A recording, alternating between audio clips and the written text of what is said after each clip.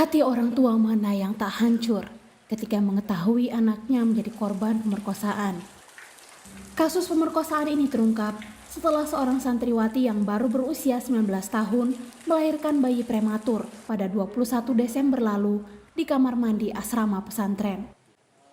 Ternyata ayah dari bayi tersebut adalah pemilik yayasan sekaligus guru dan pengasuh pondok yang melakukan aksi bejatnya pada April 2021 lalu hingga sang korban hamil dan melahirkan.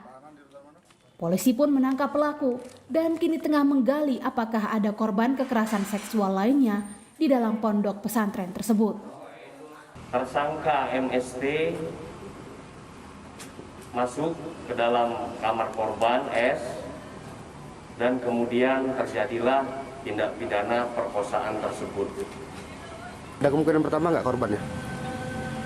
Sampai saat ini jajaran reskrim terus melakukan pendalaman baik terhadap 3 orang saksi-saksi yang sudah kita lakukan pemeriksaan. Bukan tidak mungkin atau menutup kemungkinan kita akan mendapatkan saksi-saksi baru. Menteri Agama Yakut Khalil Qoumas meminta agar pelaku pemerkosaan dihukum berat. Izin operasional pesantren tersebut juga dicabut. Dalam rilis tertulisnya, Yakut Khalil Qoumas menyatakan, "Saya menyesalkan dan mengutuk peristiwa ini. Saya pastikan izin operasional pesantren dicabut. Saya juga minta hukum berat pelaku.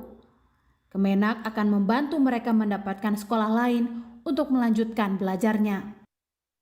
Kasus kekerasan seksual di lingkungan pendidikan layaknya gunung es. Komisi Perlindungan Anak Indonesia mencatat, per tahun 2021 ada belasan kasus kekerasan seksual di lingkungan pendidikan dan mayoritas terjadi di sekolah berbasis asrama. Korbannya juga tak hanya anak perempuan, tetapi juga anak laki-laki.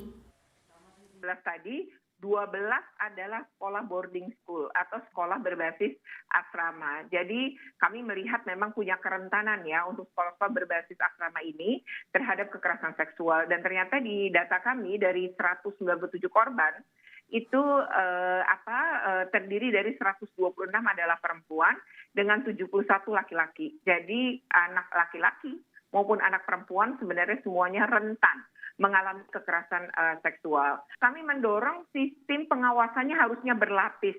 Dan terakhir bahwa orang tua itu juga penting punya peran di sini. Peran orang tua adalah memastikan bahwa anak-anak mereka ketika mereka titipkan pengasuhannya di pondok-pondok pesantren ya dan mereka jarang bertemu dengan anak-anaknya, maka dipastikan ya apakah pondok pesantren itu punya rekam jejak terkait dengan kekerasan. Yang kedua, punya sistem pengaduan nggak, punya sistem pengawasan nggak, ada satgas anti kekerasannya nggak, punya SOP nggak. Komnas Perempuan menilai maraknya kasus kekerasan seksual di lingkungan pendidikan dan pondok pesantren menjadi peringatan akan pentingnya undang-undang penghapusan kekerasan seksual untuk segera diselesaikan. Berulangnya tindakan perkosaan dan kekerasan seksual di lingkungan pendidikan ini semakin menunjukkan bahwa pembahasan rancangan undang-undang penghapusan kekerasan seksual itu tidak dapat lagi ditunda-tunda.